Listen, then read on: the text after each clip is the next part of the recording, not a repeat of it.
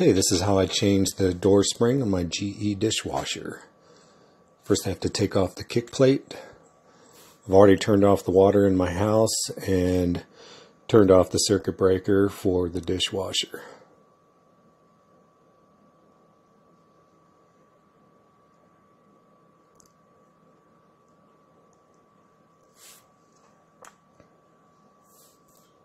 Kick plate is removed. Now I'm going to disconnect the water pipe.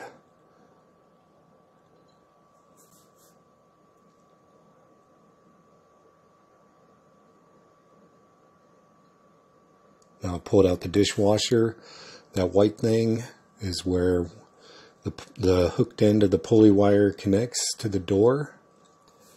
The other end of the pulley wire has a flat metal piece with a hole. One of the hooked ends of the spring is going to go there. And the other end of the spring is going to connect here. On that pole, there's the 3 horizontal slots. I'm going to use the bottom one. Okay, spring is connected. One end of the pulley cable is connected. I need to take the hooked end there and hook it to the plastic piece that's connected to the door. I'm going to pull on the pulley wire, connect it to the plastic piece, and that's it. I'm going to test the door now. You can see the spring pulling there.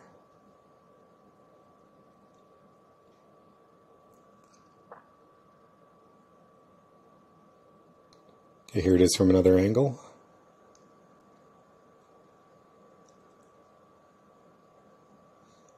Everything's looking good.